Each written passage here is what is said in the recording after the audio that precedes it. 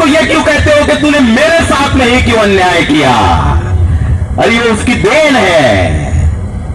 अगर उसने आपको कम समझदार बनाया है, कई बार मेरे भाई कहते हैं साहब। आप देख रहे हैं आरटीआई इन्वेस्टिगेशन न्यूज 18।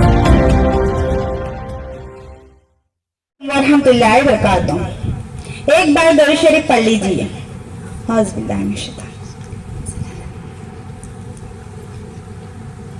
सब नबियों से आला मेरा काली कमली वाला,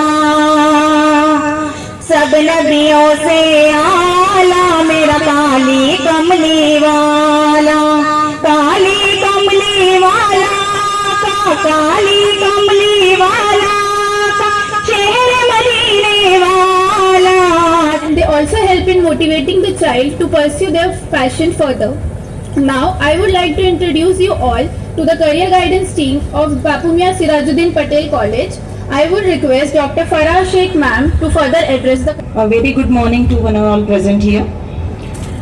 First of all, I pay my humble tribute to our inspiration, late Bapu Mia Sirajuddin Patel, Guruji, and late Hajan Jaitunbi Bapu Mia Patel. I also pay my humble tribute to late Shakila Bhai Wahid Deshpande madam and late किफायत भी नज़ीर Ahmad ma'am. So senior जिनसे inspiration लेके हमारे संस्था के जो अध्यक्ष है सलीम पटेल साहब जी, जिन्होंने हमने खुद हज्जनी शकीला भी Abdul Waheed Deshpande convent English school में 10वीं व 12वीं के बच्चों के लिए करियर गाइडेंस यह प्रोग्राम रखा गया, जिसमें खुसूसी मेहमान all India international speaker Ghani Memon साहब ने बहुत ही बेहतरीन अंदाज में स्पीच दी। बच्चों ने और उनके पेरेंट्स ने इत्मीनान और सुकून के साथ उनकी पूरी स्पीच सुनी और उनसे मुतासिर हुए। केरला का डांस प्रोग्राम में शहर भुसावल के बच्चों के अलावा बाहर गाँव के बच्चों ने भी इस प्रोग्राम में हिस्सा लिया।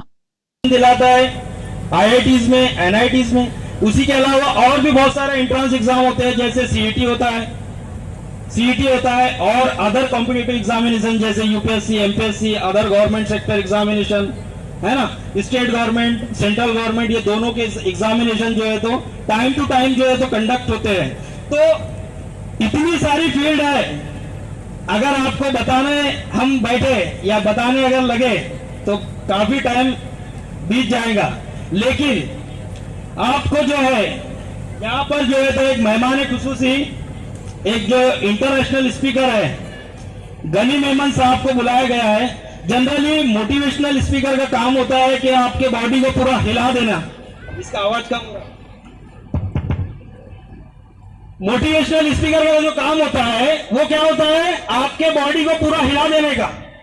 मतलब आपके दिमाग में क्या विचार चल रहा है, आप क्या सोच रहे हो, आप क्या करने वाले हो, ये आपको पूरी तरीके से हिला देंगे। उसके बाद में आपके पास में रास्ता बचेगा कि आप करना क्या है, what to do after 10th class, what to do after 12th class.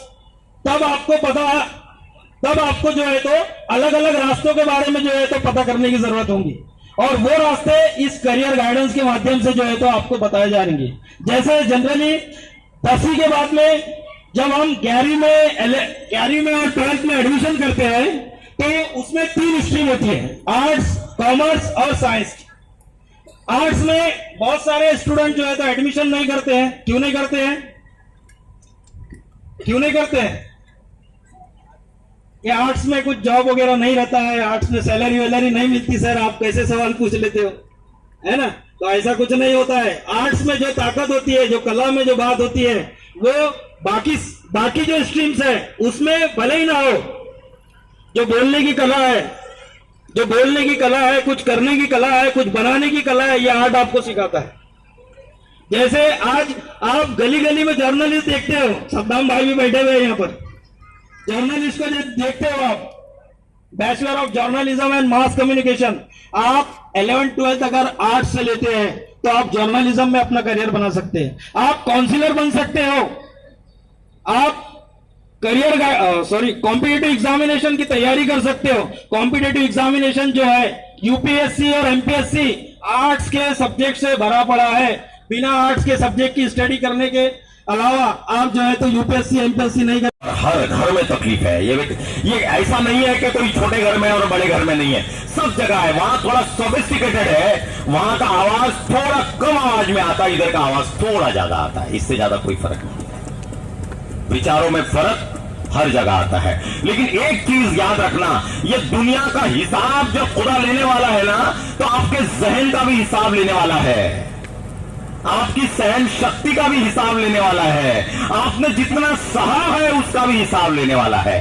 कई बार मेरी माएं, मेरी बहनें सहन कर कर कर कर कर कर आधी हो जाती है, तो फिक्र न करें, फिक्र न करें। उसके यहां देर है, अंधेर नहीं है। उसके यहां देर है, अंधेर नहीं है। आपका सहन करना किसी बाजू वाले को दिखे ना दिखे, वो जरूर देख रहा है। और अल्लाह ने नमाज और अल्लाह ने सजदा इसीलिए दिया है कि मांग जितना तू मांग सकता है मुझसे, रो तुझे जितना रोना है, और मांग ले जो तुझे ऐसा लगता है कि तुझे नहीं मैं दे सकता।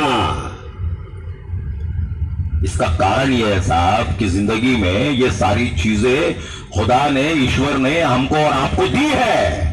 वो इसलिए दी है कि ताकि आप हर वक्त की नजाकत के साथ अपने आप को संवार सके, वक्त और नजाकत के साथ अपना एहसास कर कर अपने आप को संवार सके, अपने आप को मुश्किल में से मुश्किल बाहर निकाल सके और अपने आप को इस मकाम पर पहुंचा सके। कई बार कहीं मेरी बहनें, कई भाई मेरे आकर बात घड़ी घड़ी कहते हैं कि साहब हम बहुत गरीब है, हमारे पास में कुछ भी नहीं है, हम क्या करेंगे। लेकिन एक चीज याद रखिए साहब, ये दुनिया का इतिहास भूखे पेट ही बनता है, एसी वाला इतिहास नहीं बना सकता। मैं लाख एसी में रहूं ना साहब, मैं इतिहास नहीं बना सकता। भूखा पेट ही इतिहास बनाएगा, तन के कपड़े कटे हुए ही इतिहास बनाएगा, दिन में रात भर पढ़ने वाला ही इतिहास बनाएगा, घर अपने खीसे में एक पैसा नहीं और लाखों के सपने देखने वाला ही इतिहास बनाएगा।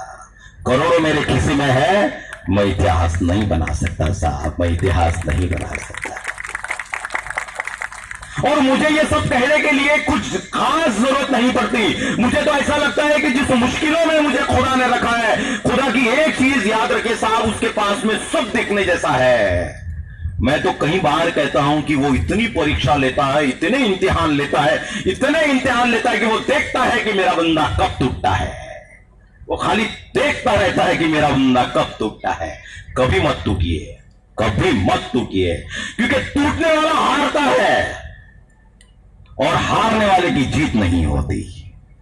और जीत मैं पैसों से नहीं मानता, जीत तो मैं उसके सामने मानता हूं कि अगर मैं कर रहा हूं तो तेरे खातिर कर रहा हूं, ताकि कहीं तो भी तू खुश हो जाए, कहीं तो भी तू खुश हो जाए, कहीं तो भी तुझे लगे कि तूने जो कुछ भी मेरे हिस्से में दिया है मैं उससे संभालने के लायक हूं। सलीम भाई, बहुत सारे मेंटली डिसेबल्ड यानी जिनके बच्चे बेचारे थोड़े अपाहिज रहते हैं, बोल नहीं सकते, फिजिकली हैंडीकैप रहते हैं, बहुत सारे बेचारे अलग अलग तरीके से अपने बच्चों को नहीं संभाल पाते, वो ऐसे स्कूल्स भी हम लोग चलाते हैं। बहुत सारे बच्चे हमारे पास में हैं, उनकी माएं, उनके पिता जब आते हैं तो उनको मैं ये कहता हूं कि खुदा आपकी इम्तिहान लेगा, आप लिख के रखिए इम्तिहान लेगा, वो देखेगा कि मेरा बंदा क्या करता है। साहब वो अगर अच्छा दे सकता है तो उसने अगर माजूर दिया है तो उसकी कुदरत है साहब, वो उसकी कुदरत है। उसकी कुदरत को क्यों तुम ठुकराते हो।